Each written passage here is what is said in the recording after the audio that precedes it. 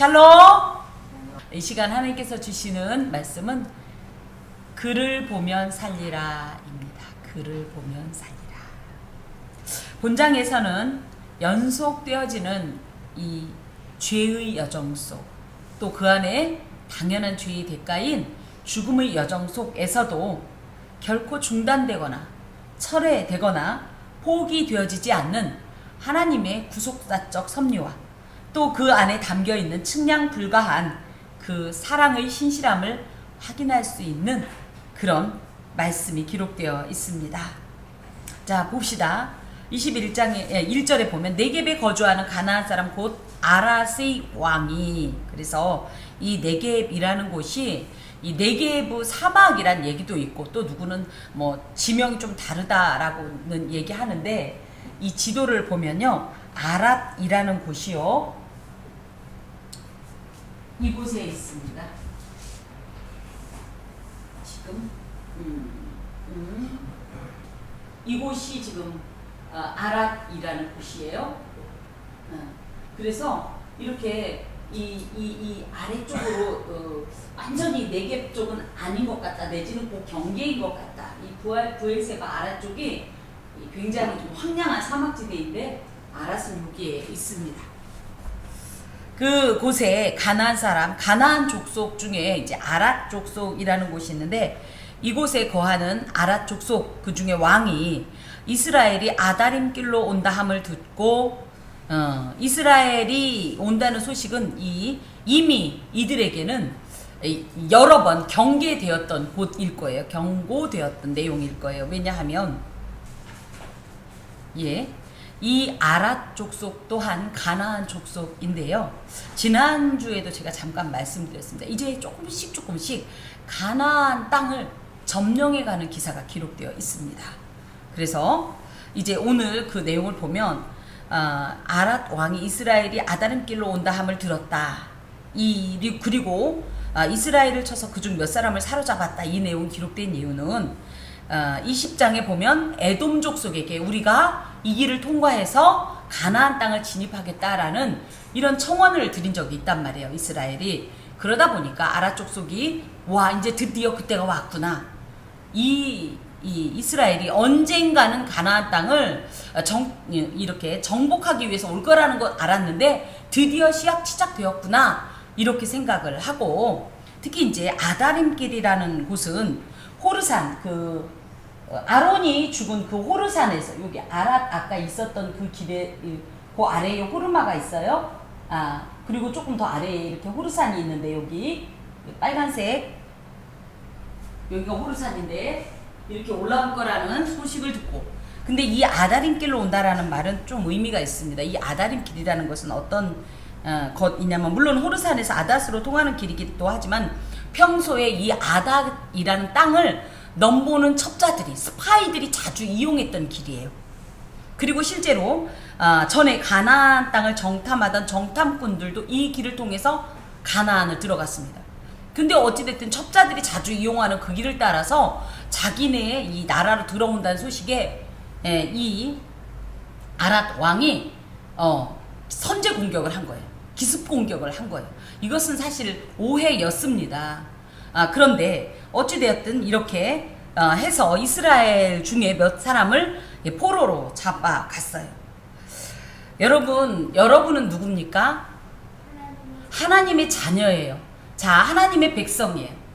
쉽게 말하면 우리나라 사람이 외국인에게 내지는 외국에 나가서 이런 어떤 큰 신상에 어떤 위험을 겪는다 치면 어떤 나라가 책임을 집니까? 우리가 국적을 갖고 있는 우리의 국적인 대한민국이 보호하는 거예요. 맞지요? 네. 외국에 나가서 무슨 일을 겪었다 그럼 우리는 어디로 전화를 해요? 대사관으로 전화하잖아요. 나 그 나라 국민인데 나를 보호해라, 나를 구출해라, 이렇게 하는 거 아니겠습니까? 우리가 그러면 영적 신분이 어떻게 된다고요?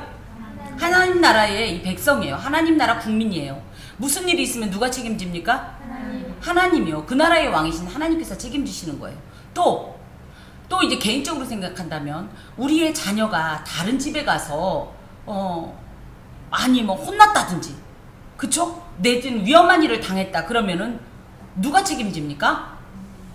부모가 책임지지요? 예, 마찬가지입니다. 우리가 하나님을 아버지라고 부른다라는 것은 우리가 하나님의 자녀란 뜻으로 이 자녀인 우리에게 우리 신변에 큰 어떤 위협이나 내지는 위태한 일이 있으면 당연히 그 부모가 움직이는 겁니다. 그래서 이런 일이 있을 때 우리가 그냥 우리 개인의 문제로 보지 말아야 해요. 어떤 일이 있을 때는 어떤 문제로 봐야 돼요? 이것은 누구와 관계가 있다? 하나님과 관계가 있다 라고 봐야 해요. 그 이후의 일은 어찌하는 거는 하나님의 판단이지만 어찌됐든 우리가 그런 우리의 정체성을 확고히 가져야 돼요. 우리의 신분이 누구냐? 네, 육체적으로는 대한민국 국민이지만 영적으로는 누구예요? 하나님 나라 백성이고요. 하나님 새끼예요. 그러므로 무슨 일이 있을 때 그래서 우리가 무슨 일이 있든지 주님의 이름을 부르는 거예요. 그러고 나면 하나님께서 반드시 그 이름을 인하여서 구원을 베푸시는 겁니다. 여기서도 마찬가지로 감히 하나님의 나라의 백성을 포로로 잡아갔다는 것은 누구를 지금 건드린 거예요? 하나님을 건드린 거예요. 하나님의 눈을 촉범했다 이런 표현도 있는데요. 눈을 건드리는 거가 얼마나 위험하고 그죠? 즉각적인 반응을 일으킵니까? 이런 것처럼 아랏 왕이 혼자 억측을 하고 미리 자기를 보호하겠다고 이런 선제 공격을 행했던 것은 그리고 그로 인해서 하나님의 백성을 포로로 잡아갔다는 것은 하나님의 주권을 침해한 매우 중대한 범죄로 판단이 됩니다. 그러면 어떤 일이 있겠어요? 그에 대한 하나님의 보응하심이 계십니다. 여러분 어떤 일을 당했을 때 혼자 당한다고 생각하지 마세요. 나 혼자 있다고 생각하지 마세요. 내 모든 사정은 감추어졌다고 생각하지 마세요. 그것을 보고 계시는 분이 계십니다. 바로 하나님이십니다. 그래서 그 하나님의 이름을 부르세요. 반드시 하나님께서 여러분을 도우시고 보호하시고 구원하십니다. 자, 그랬더니 이스라엘이 여호와께 서원하여 이르되 주께서 만일 내 백성을 이 백성을 내 손에 넘기시면 내가 그들의 성읍을 다 멸하리이다. 이렇게 이스라엘이 서원을 해요. 그랬더니 여호와께서 이스라엘의 목소리를 들어주셨어요. 응답을 하셔요. 그래서 가나안 사람 즉 아랏 족속을 그들의 손 이스라엘 사람들이 손에 넘기자 그들이 이스라엘이 아랏 족속의 성읍을 싹 다 멸해버려요. 그래서 그곳 이름이 뭐냐? 호르마예요. 호르마라는 이름은 뭐냐면요, 하람 저희는 헬렘이다 이렇게도 배웠는데 완전 진멸한다라는 표현이 있어요. 진멸. 그건 뭐냐면 철저하게 파멸시킨다. 그래서 구약 나중에 이제 보면 그 성읍을 진멸하고 그 위에 소금을 뿌리고 막 이런 일이 있죠. 이 정도로 돌 위에 돌 하나도 남기지 않을 정도로 완벽하게 파쇄시킨다는 뜻을 갖고 있는데요. 그래서 호르마란 이름이 완벽하게 파쇄했다. 완전히 우리나라 말로 말하면 싹도 못 나게 했다. 이런 내용이 바로 호르마입니다.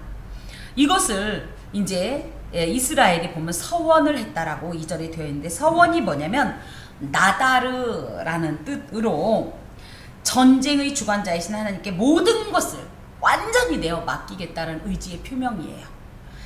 그렇게 이것을 이제 지금 우리 개인적으로 적용을 해본 뭐예요? 내 삶을 하나님께 다 맡기겠다는 뜻이에요. 나는 여기에 도무지 손을 쓸 방법이 없습니다. 또 내가 손을 쓴다 한들 그 결과를 장담할 수 없사오니 모든 것이 완전하신 지혜자요 모든 것의 소유자요 권능자이신 절대자이신 하나님께 다 맡길 테니 하나님 뜻대로 하옵소서. 이게 바로 서원입니다. 대부분이 그래서 이런 서원을 드리는 자의 서원들이 하나님 앞에 응답을 받아요. 여러분께서 정말로 하나님의 응답을 내가 반드시 받아야겠다 하는 어떤 그런 내용들이 있다면 하나님 앞에 이런 서원, 나다르를 행하세요. 서원하라니까 우리나라는 서원 그럼 돈 내라고 헌금하라고 이렇게 오해하는데 그거 아니에요. 하나님, 내가 하나님께서 이 기도의 응답을 주실 것 같으면 내가 이렇게 행하겠습니다. 하오니 행하여 주옵소서. 그러면서 다 모든 내가 생각했던 모든 계획들, 목적들, 의미들, 가치들 다 하나님께 드릴 테니 하나님의 선하신 뜻대로 이루옵소서 하는 서원을 드려보세요. 반드시 하나님께서 응답하십니다. 여기에 특히 이제 하나님께서 들으셨다 할 때 이게 이제 쉐마라는 말로 하나님이 들으시면 곧바로 그것은 무슨 뜻이에요? 응답을 받는다는 뜻이에요. 응답을 받는다. 그래서 이들이 비록 20장에도 보면 광야의 험한 생활로 인해서 불평도 하고 원망도 하고 어리석게 실패도 했지만 그럼에도 불구하고 그들이 하나님의 이름을 부르면 하나님은요 다시 그들에게 은혜를 베푸시고 그 기도하는 소리를 들으시고 하나님의 능력으로 응답하십니다. 우리가 일반적으로 하나님께 기도하라고 하면 누가 그래요? 아우 나는 그런 주제가 못 돼요. 내가 양심이 있지. 어떻게 내가 이렇게 행동해놓고 하나님의 이름을 부릅니까? 예, 내 양심은 절대 신뢰할 만한 대상도 아니고 자랑할 만한 의로운 어떤 행위에 들어가지도 않습니다. 주의 이름을 그저 부르세요. 있는 그 자리에서, 실패한 그 자리에서, 넘어진 그 자리에서, 실수한 그 자리에서, 범죄한 그 자리에서 그냥 주의 이름을 부르세요. 그리고 서원하세요. 그럼 하나님께서는 반드시, 정말로 반드시 응답해 주십니다. 특별히 이런 내용을 통해서 우리가 알 수 있는 것은 성도라고 하면 우리는 늘 성공하는 것이 성도라고 생각하는데 그렇지 않아요. 성도는 실패하지 않는 사람이 아니에요. 실패하지만 그 실패를 믿음으로 듣고 일어나는 사람들이 성도예요. 그러므로 오늘의 실패를 너무 마음 아파하지 마세요. 왜냐? 우리는 주님이 계시기 때문입니다. 그래서 오늘의 실패 위에서 다시 한번 주님을 믿는 그 믿음으로 의지하고 일어서면 반드시 하나님 안에서 모든 것을 회복하고 또 더한 은혜를 입게 됩니다. 또한 성도는 승리할 것을 미리 알고 싸우는 사람들이에요. 왜요? 우리의 맨 앞에 이 서 있는 장수가 누구기 때문에? 예수님이기 때문입니다. 우리의 힘으로는 도무지 안 돼요. 하지만 예수님께서 우리를 대신하여 싸우면 반드시 승리한다는 사실을 깨닫고 미리 절망하거나 낙심하지 마세요. 미리 극단을 향하지 마세요. 하나님께서 행하시는 그 한 걸음 한 걸음을 그냥 내어 맡기고 쫓아가세요. 그것이 승리의 길이요, 방향이요, 방법이라는 사실을 기억하시기 바랍니다. 더하여 이 호르마란 말은 굉장히 무서운 말입니다. 여러분, 이 호르마는 불순종하고 범죄할 때 하나님 앞에 우리가 당할 수 있는 일이에요. 대적들만 호르마의 상태가 되지 않아요. 온전한 신앙생활을 하지 못하고 온전한 삶으로 하나님 앞에 화답하지 못하면 하나님께서 물론 이건 최종적인 얘기긴 하지만요. 하나님 안에서 정말로 온전히 있지 못하면 우리는 우리의 어떤 악한 본성 때문에 호르마의 길을 자처하게 되어 있어요. 하오니 여러분께서 반드시 예수 그리스도의 십자가의 기둥을 굳게 잡고 유동치 않으면서 주님의 성품과 마음을 닮아서 순종하고 하나님의 기뻐하심을 따라 행하시기 바랍니다. 자, 4절부터 보면 이제 백성이 그래서 이렇게 이제 이런 아라 족속의 이런 것 때문에 어떤 행동을 해요? 하나님 앞에 기도를 했고 그랬더니 하나님께서 응답을 해주셔서 아라 땅을 정복을 합니다. 근데 조금 나중에 이제 여호수아서도 가고 그러면 조금 헷갈리는 게 있어요. 거기에 또 여호수아가 아랏을 정복했다 이런 얘기가 나와요. 민수기에서 이미 정복했다고 그랬는데 또 정복했다고? 할 때 물론 이게 이제 성경의 기록 연대에 따른 어떤 이런 좀 중복된 부분도 있지만 대부분의 학자들은 아랏 땅의 전체라기보다는 어느 정도까지를 이렇게 정복했다라고 보는 것이 합당합니다.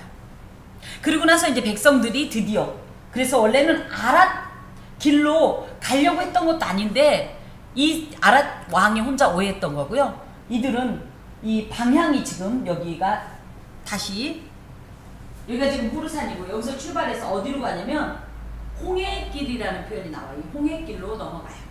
자, 이 홍해길은요 아래로 내려갈수록 광야고요 사막이에요.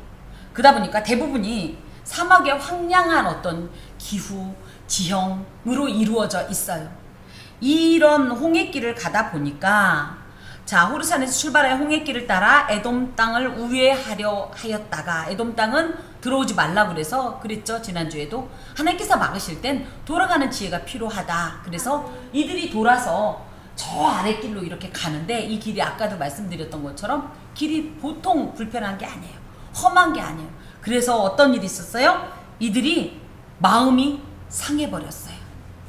자, 길도 험해요. 거기다가 생각을 해봐요. 가나안은 어디냐면 지금 여기에요. 여기.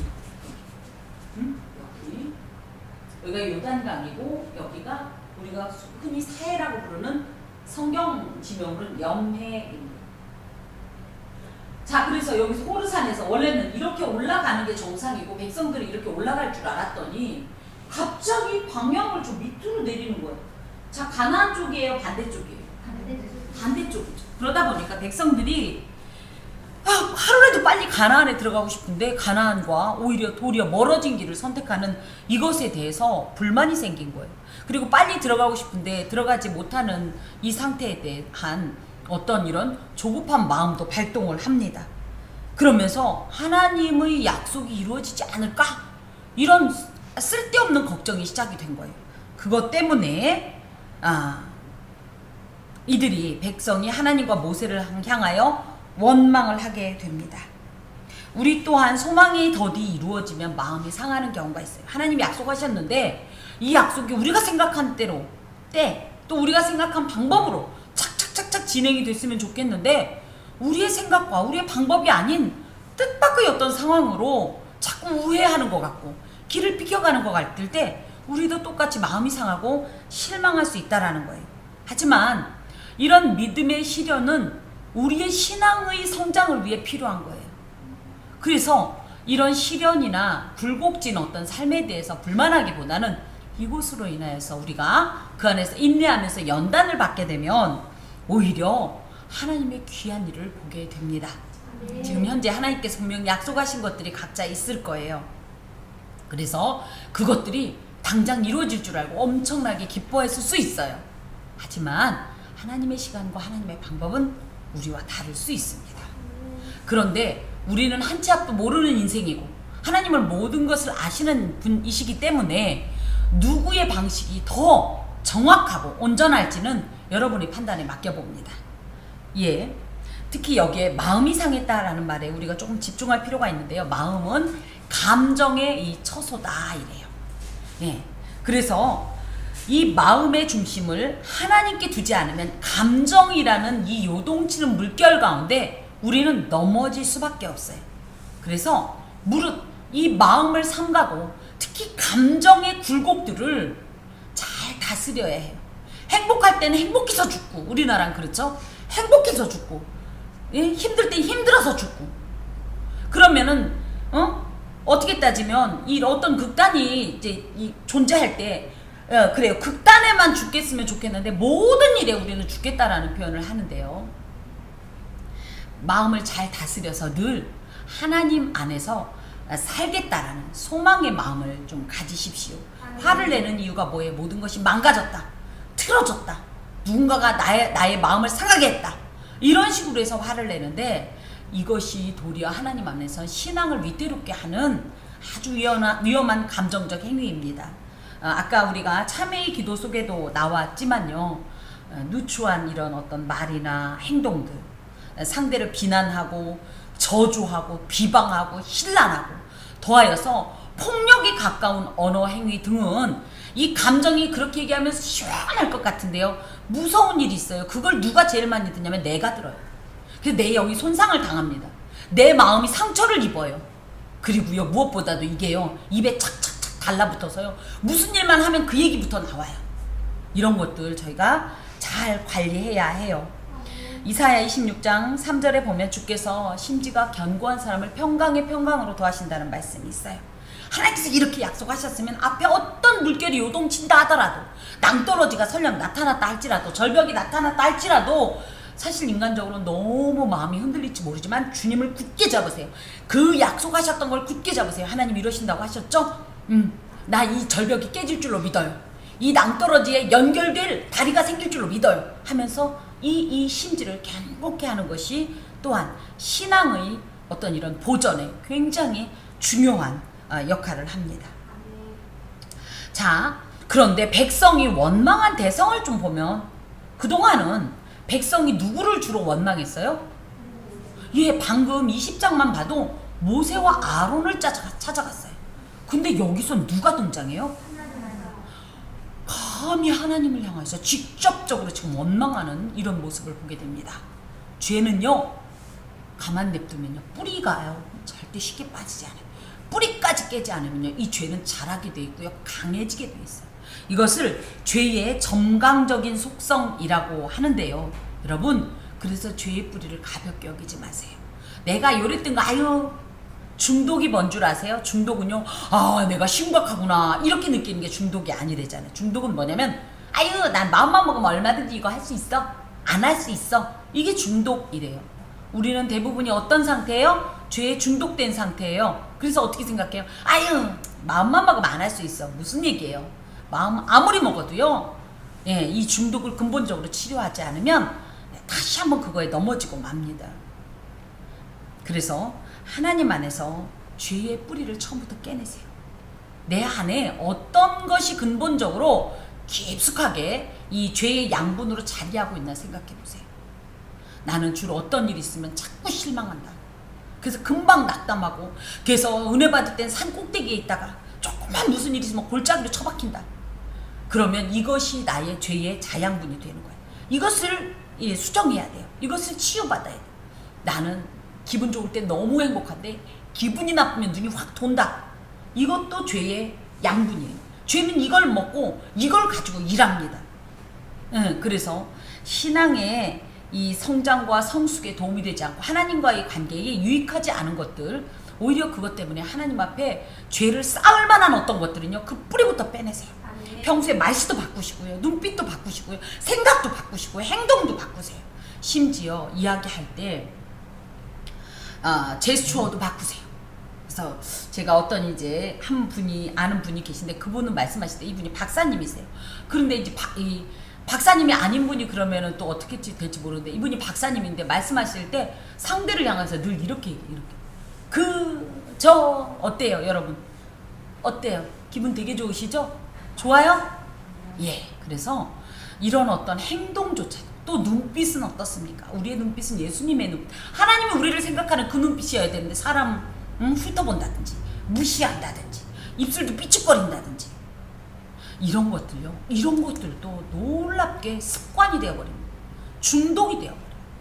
그러므로 이런 것들을 다 빼지 않으면 어떤 일이냐, 점점 자라서 여기서 감히 그나마 모세와 아론에게 했던 것도 심한데 하나님에 대해서 직접 이런 행동을 하게 된다라는 거죠. 그런데 이들이 하는 말을 보세요. 어찌하여 우리를 애굽에서 인도해내어 이 광야에서 죽게 하는가? 이곳에는 먹을 것도 없고 물도 없노라. 먹을 것 없어요 지금 이들이? 있어요. 자기들 식성에 안 맞는다고 말을 이렇게 하는 거예요? 마실 물이 없어요? 있어요. 물이 없으니까 하나님이 어떻게 하셨어요? 바위를 깨뜨려서 물을 내시는 이런 분이에요. 이런 은혜의 역사를 경험하고도 이들이 이런 말을 한다라는 것은, 예, 이들은 아무래도 건망증이 심한 것 같아요. 그쵸? 어떻게 이렇게 순식간에 잊어먹을 수가 있어요? 얼마나 됐다고. 이들만의 일일까요? 어린 시절에 제가 저희 어머니의 성경을 읽을 때마다 이런 거 보면 바보들, 금방, 이제 제 생각엔 20장과 21장이니까 연결되잖아요. 금방 하나님이 이랬는데 왜 원망해? 그럼 달라 그러면 되지. 제가 생각해도 어른아이 믿음이 더 성숙한 믿음이야. 어른이 되면 이 믿음이 없어지는 것 같아. 근데 방금 물 줬잖아. 그럼 물 필요하면 달라 그러면 되지. 전 이렇게 생각을 했어요. 근데 어느 날 생각했어요. 그게 내 모습이구나. 우리에게도 영적 건망증이 있습니다. 제가 아는 한 분이 꼭 그런 분이에요.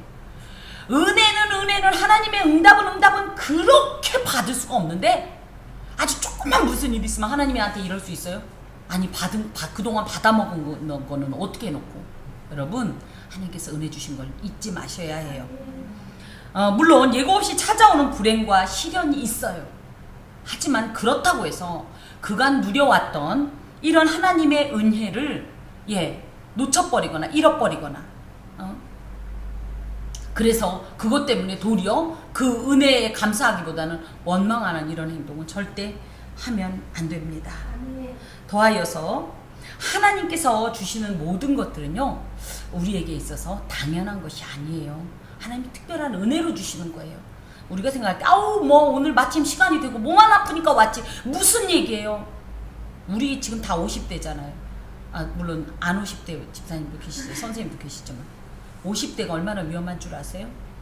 제 아이의 를 통해서 들은 얘기를 보면요, 의외로 50대가요 많이 위기를 맞고요, 돌연사도 많이 한다. 아유, 그거는 누구 말이죠? 아니요, 그건 아무도 모르는 거예요. 그런데 세상이 그 위기 속에서 그 모든 위험에 조금도 상하지 않고 이곳에 온 것만 해도요. 이게 하나님의 은혜가 아니고는 불가능한 거예요. 모든 것을 은혜로 받아야 은혜예요. 은혜를 제 아무리 쏟아 부어도 당연하게 여기고, 하나님이 해주셔서 그런가? 일이 그렇게 되려니까 이런 마음이라면요, 하나님은 어쩌면 은혜 베푸시는 것을 멈추실 수도 있어요. 은혜를 은혜로 받으십시오. 그리고 그 은혜에 합당한 감사와 영광과 찬송을 돌려야 합니다. 자, 그러면서 아주 위험한 말을, 여기까지만 했어도 위험한데요, 정말로 치명적인 말을 합니다. 자, 5절. 우리 마음이 이 하찮은 음식을 싫어하노라. 이 하찮은 음식이 뭔 줄 아세요? 만나를 말하는. 만나는요, 하나님께서 광야에서 굶주릴 수밖에 없는 백성들을 위해 내려주신 하늘의 양식이에요. 왜냐? 이건 땅에서는 도무지 만날 수 없는 특별한 양식이에요. 하나님께서 굶어서 죽을 수밖에 없는 광야에서 먹을 게 뭐 있어요? 그 백성들을 위해서, 그 백성들의 생명을 유지하기 위해서 공급해 주신 하나님의 은혜의 결정체인 이 만나를 이들이 뭐라고 표현하냐면 하찮은 음식이다 라고 얘기해요. 하찮은 음식이라는 말은요, 우리 지금 마침 여름철이라 옛날 구황작물이 지금 넘쳐나고 있죠. 옥수수, 감자 이런 것들이 예전에 어땠어요? 정이 먹을 것이 없으면, 그죠? 이렇게 먹기도 하던 그런 음식 중에 하나예요. 그나마 옥수수, 감자는 그나마 있던 집일 거예요. 그쵸? 풀뿌리 캐먹고 소나무 껍질 벗겨먹고. 우리 이런 얘기 들었잖아. 옛날에 너무 배가 고파서 진달래 꽃잎 따먹다가 응가를 했더니 진달래 꽃잎이 나왔다는 여기까지 얘기가 나가네요. 지금 이런 표현이에요. 만나를 정말로 먹기 싫은데, 정말로 이거 먹기 싫은데 그냥 죽지 않으려고 먹는 수준이다, 이렇게 표현하는 거예요. 거기다 대고 싫어한다 라는 말은 꾸츠라는 말로 정말 보기만 해도 지긋지긋해 죽겠네. 아주 그냥 꼴도 보기 싫어. 그냥 안 내려왔으면 좋겠어. 싫어. 난 이게 싫어. 이런 표현입니다. 만나에 대한 이러한 평가는요, 지난 40년간 동안 베풀어 주신 하나님의 은혜에 대해서 전적으로 부정하는 태도이고요, 나아가 음식을 주신 하나님의 존재와 출애굽 자체마저 원망하는 행동으로 아주 심각한 불신앙적 또 교만한 행동이에요. 우리의 삶 가운데 내려지는 하나님의 은혜는 너무 우리에게 익숙해져 있어요. 하지만 늘 은혜를 새롭게 발견하는 지혜가 있어야 돼요. 그런 믿음의 고백이 있어야 돼요. 익숙함의 위험을 감지하시고 여기에서 벗어나야 해요.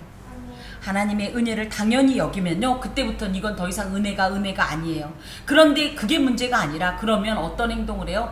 곧바로 이렇게 하나님 앞에 불신앙적 행동을 하게 되어 있습니다. 당연의 늪에서 빠져나오십시오. 아침에 해가 뜨는 거 당연하지. 뭐 하니까 뭐 하는 거 당연하지. 당연한 건 없습니다. 우연은 없습니다.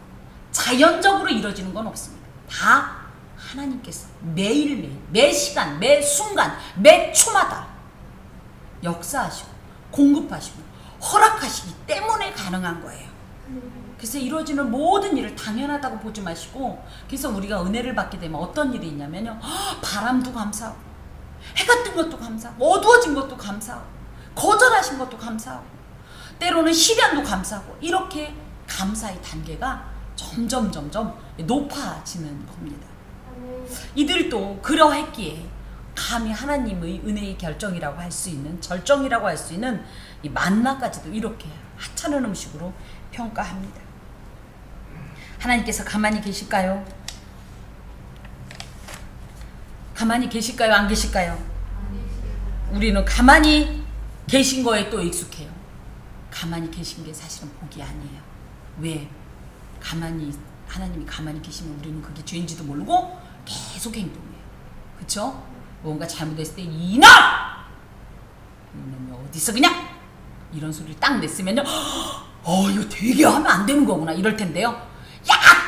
하고 왁 하고 어떤 악을 했는데도 하나님이 가만히 계신 거니까 이 정도 해도 되는구나. 하나님 봐주시는구나. 내지는 심지어 어떻게 생각해요? 아유, 하나님 모르시는구나. 에이, 나가다 어떻게 돼요? 하나님 없네. 이렇게 될 수 있어요.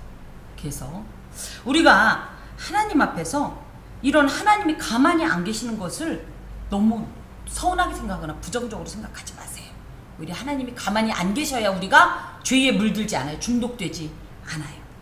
하나님께서 불뱀들을 백성 중에 보내어 물게 하심으로, 중요한 건요, 이것들이 그냥 자연스럽게 일어난 일이 아니었다는 거예요. 하나님께서 이런 초자연적인 역사를 통하여서 징계하시고 이들을 교훈하신다는 내용을 이곳에 담고 있습니다. 특별히 불뱀이라는 말은요, 네하심 세라핌이란 말로 광야 지역, 특히 이들이 지금 머물고 있는 아라바 광야 지역에 서식하던 맹독성 독사예요. 이것을 불뱀이라고 했던 것은 등에 불타는 듯한 붉은 반점이 있고요. 또한 방금도 말씀드린 것처럼 워낙 독성이 강하기 때문에 한 번 물리면 순식간에 갑자기 열이 오르면서 숨이 차다가 거의 그 자리에서 거의 즉사하는 수준의 뱀이에요. 그런 것들을 하나님께서 보내셨다라는 거예요.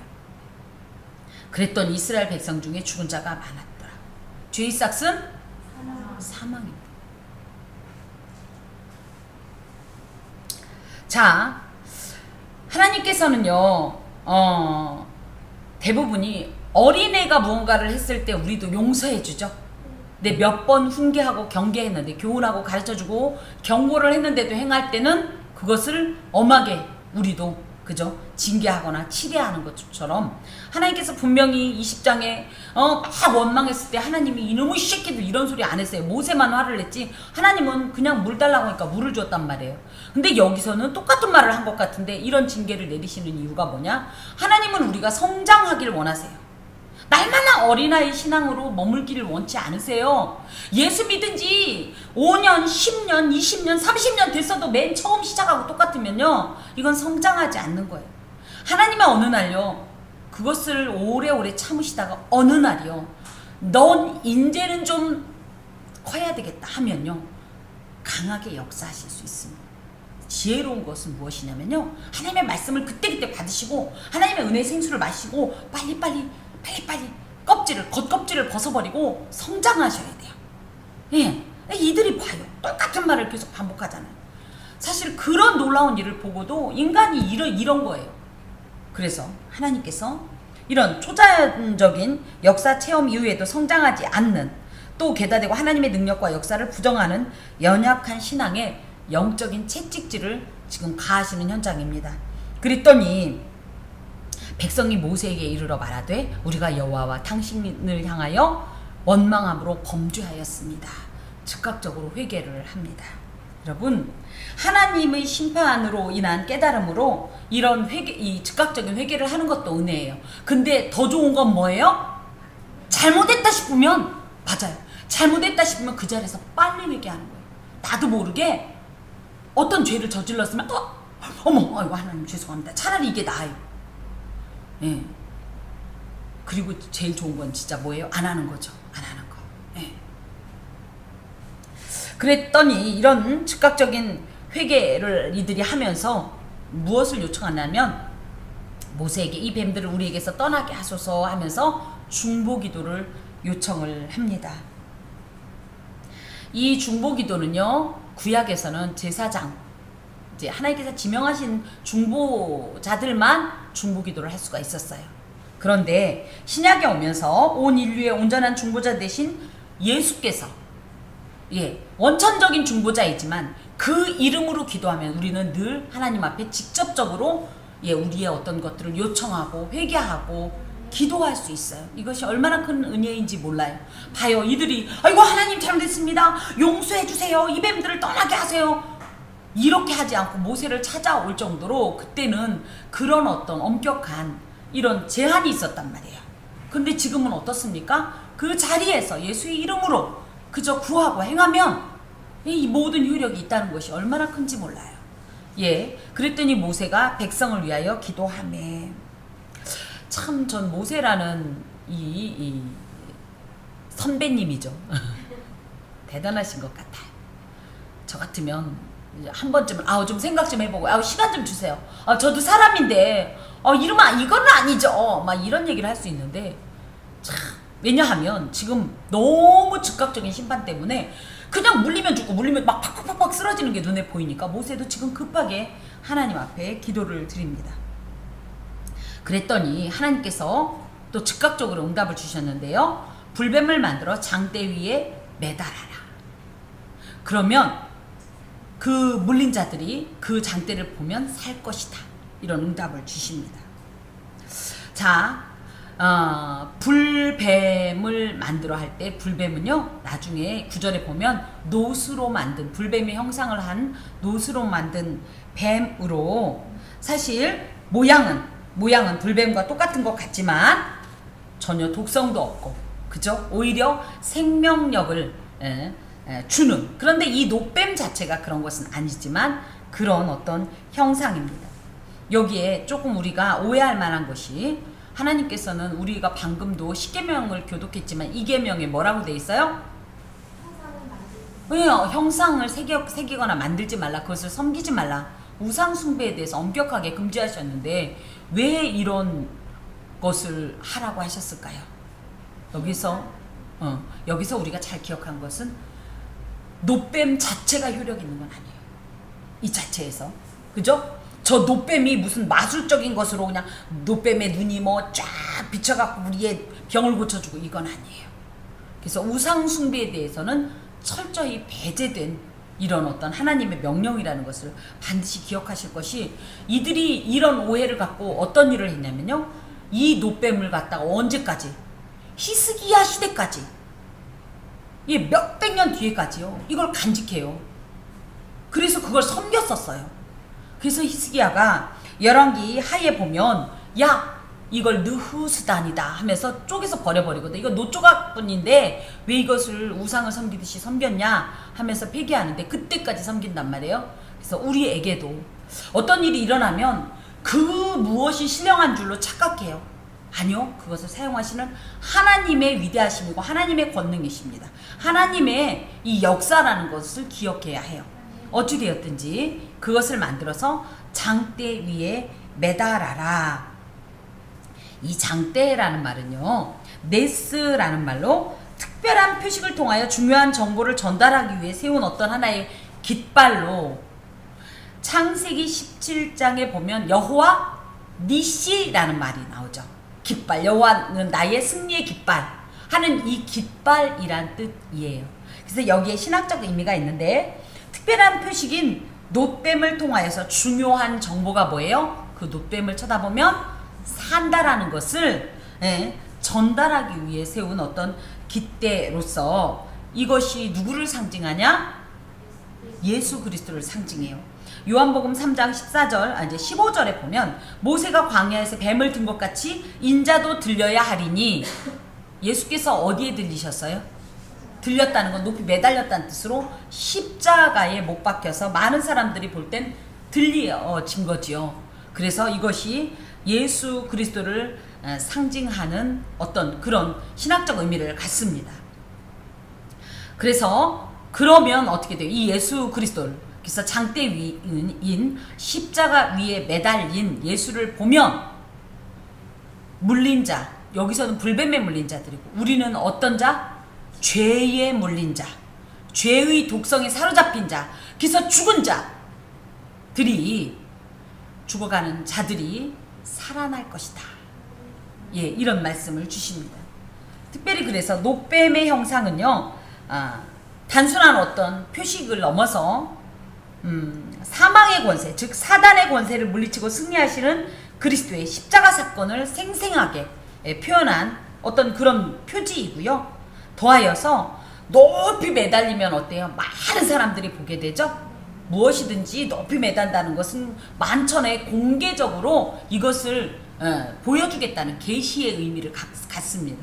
그래서 이것은 십자가의 사건이 그냥 한 귀퉁이 유대의 물론 뭐 그 안에서는 예루살렘이 크지만 작은 어떤 이런 그 한 지역에서 일어난 그런 또 그 나라에서 그 당시 예수의 십자가만 본 사람들에게만 그 효력이 나타나는 것이 아니라 사망의 권세를 이기사 온 인류의 죄를 대속하시고 구원자가 되심을 만천하에 알리겠다라는, 그리하여 그것을 본 자마다 누구든지 예수를 믿으면 구원을 얻는다는 사실을 증거하는 어떤 공개적인 전시 효과를 내기 위해서 이렇게 표현을 합니다. 더하여서 이 불뱀에 물린 자들은요, 지금 방법은 없어요. 어떤 것만 방법이에요? 장대에 매달린 노뱀만 보는 것이 이 지금 불뱀에 물린 상태를 해독하고 죽어가는 이 생명을 다시 회복하고 소생할 수 있는 유일한 방법인 것처럼, 예수만이 하나님께서 생명을 회복하시기 위해 주신 특별하고 유일한 표식이라는 사실을 기억해야 합니다. 그랬더니 모세가 얼른 노뱀을 만들었어요. 그래서 장대 위에 달았어요. 그랬더니 뱀에게 물린 자가 노뱀을 쳐다보니 모두 살더라. 그래서 백성들이 하나님께서 굳이 이런 것을 보라고 했던 내용 중에 또 하나가 뭐냐면, 뱀을 보면서 내가 왜 뱀에 물렸나? 왜 물렸어요? 원망하는 죄 때문에 물렸다는 사실을 자각하고, 그래서 다시는 이런 원망의 죄를 범치 말아야겠다라는 결단을 하게 하고, 무엇보다도 다른 건 필요 없어요.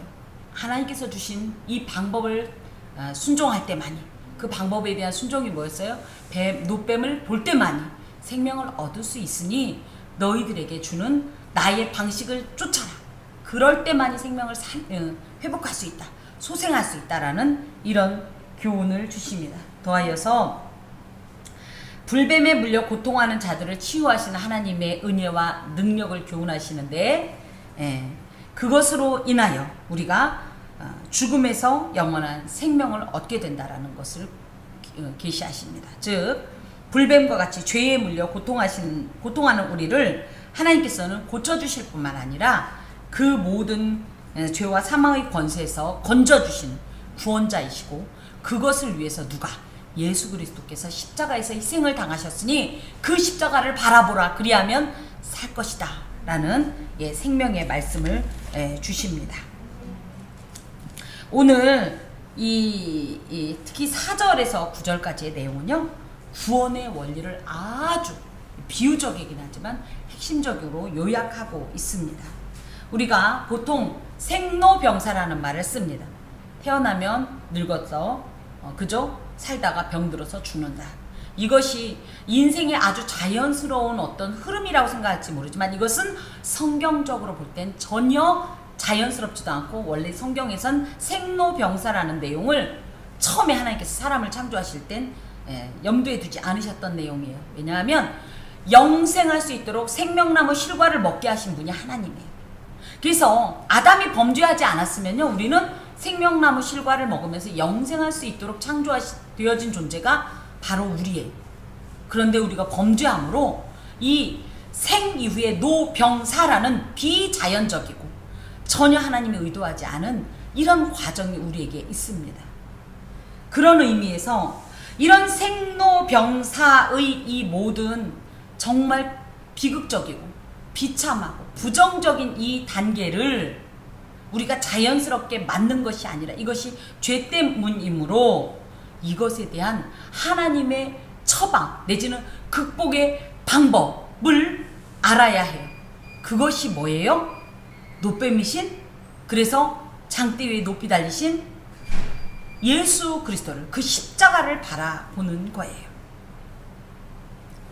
자, 사실 그 당시로 다시 돌아가 봅시다. 놋으로 만들었다고 하더라도 지금 불뱀에 물려서 죽어가고 있는 이 사람들에게 뱀이라고 얘기하면 치를 떨 정도였을 거예요. 얼마나 끔찍하고 그 장면이 떠오르겠습니까? 그럼에도 불구하고 하나님께서 뭐라고 하냐? 그 뱀을 쳐다보라는 거예요. 그 자리에서 어떤 특별한 치유책이나 어떤 해독제를 주시지 않고, 이것이 해독제라는 거예요. 이것에는 큰 의미가 있습니다. 뭐예요? 첫 번째, 매우 쉬워요. 매우 쉬워. 높이, 특히 제가 볼 땐 여기엔 굳이 기록되어 있지 않지만 이스라엘 백성들이 머물렀던 진영 한가운데 아마 세웠을 거예요. 왜냐면 진영이 그저 성막을 중심으로 둥그렇게 이렇게 배치되어 있잖아요. 이 한가운데 세우니까 어느 곳이든지 고개를 360도 돌릴 것도 없어요. 이렇게만 돌리면 쳐다볼 수 있는. 그리고 놋이 어때요? 굉장히 빛나요. 지금 사막의 그저 날씨 아래 막 그 찌는 듯한 더위에 노시 어때요? 반짝반짝 빛나고 반사되기 때문에 이렇게만 쳐다보면 어디든지 노스를 바라볼 수 있어요. 그만큼 노스를 바라보는 건 쉽다는 거예요. 아주 단순하다. 예, 두 번째 어떤 일이 있냐. 하지만 결코 내키지 않기 때문에 사람들이 안 쳐다볼 수 있지만 아무리 내키지 않아도, 아무리 인정하고 싶지 않아도, 아무리 유치해 보여도, 아무리 단순해 보여도, 아무리 허황돼 보여도, 말이 그렇지 뱀 물린 사람한테 뱀 쳐다보라는 게 특효약이라는 게 말이 돼요. 하지만 그럼에도 불구하고 그것을 봐야 산다라는 거예요. 마찬가지. 우리가 이렇게 얘기해. 예수 천국, 불신 지옥. 그럼 사람들이 아우 지겨워 죽겠네 그냥 저에게. 무슨 예수 믿는다고 천국을 가. 말도 안 되는 소리. 지금 이렇게 과학이 발전한 시대예요. 그죠? 우주선이 지금 날아다니는 이 시대에 지금 무슨 지금 예수를 믿으면 천국을 가. 예수를 믿으면 무슨 영생을 얻어. 이러면서 예수님을 믿는 것이 유일한 구원의 길이라는 사실을 사람들이요 무시해요. 너무 쉬워서요. 아주 너무 교만해서요. 이렇게 배워놓고 보니까 천국은 없어. 뭐 우주는 뭘로 만들어졌다는 둥. 뭐 이런 헛소리를 하는 거에 사람들이 점점 교만해지면서 너무 비이성적이다. 너무 비합리적이다. 허황되다. 유치하다. 하면서 조롱합니다. 중요한 건 뭐예요? 자, 이 백성들이 아우 뭐 무슨 이 뱀에 물렸는데 노뱀을 쳐다봐. 그런다고 살아. 너무 쉬워서 거부하는 거와 마찬가지예요. 또 뭡니까? 아니 믿어도 고상하게 좀 믿지. 이거 로마 사형틀 아니야. 여긴 지금 아무것도 돼 있지 않지만 예수님의 십자가를 볼까요? 정말 못 박혀서요. 이 못 박힌 곳에서 흐르는 이 피와 머리에 피가 얼마나 많이 몰려 있는지 모르시죠? 이 두피 조금만 건드려도 피가 줄줄줄 나요. 이 가시관으로 인한 피가 줄줄줄 흘러서요. 이 십자가가요 다 지금 피로 그냥 완전히 찌들었어요. 그리고요 그 옆에 가보세요. 피비린내가 진동을 하고요. 그 피가요 이 나무를 타고 줄줄줄 내려와가지고요. 그 하필이면 봐도 거기를 보래요. 얼마나 혐오스럽고 거북합니까? 그런데 기억할 것은 뭐예요? 하여튼 안 보면 죽는다는 거예요. 그 노뱀을 안 본 사람은 죽는다는 거예요. 실제로 이곳엔 기록되어 있지 않지만 그 이스라엘 백성들이 쳐다보라고 한다고 다 쳐다봤을까요? 아마 그 중에 몇은 너무 잘나서 아유 야 무슨 말도 안 되는 소리예요 했을 수도 있어요. 그럼 그 사람들의 결국은 뭡니까? 죽는 거예요. 마찬가지입니다. 예수 믿으세요. 교회에 나와서 예수님의 말씀을, 하나님의 말씀을 받고 예수를 영접해서 구원을 얻으세요. 이 말이 너무 쉽고 유치하고 단순하고 누구 말 맞다나 비과학적이고 비이성적이라고 반이성적이라고 코웃음을 칠지 모르지만 중요한 건 뭐예요? 그 단순하지만 명료한 진리를 거부한 자는 모두 죽는다는 사실이에요. 주님을 봐야 삽니다. 주님을 쳐다봐야 삽니다. 여러분 예수님을 믿어야 삽니다.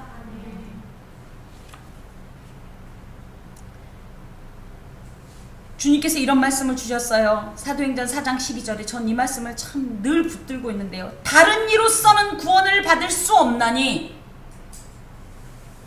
사람뿐 아니라 다른 방법으로는, 다른 지식으로는, 다른 능력으로는 절대 구원을 받을 수 없나니 천하 사람 중에 구원을 받을 만한 다른 이름을 우리에게 주신 일이 없음이라. 사도행전 16장 31절 주 예수를 믿으라. 그리하면 너와 내 집이 구원을 얻으리라.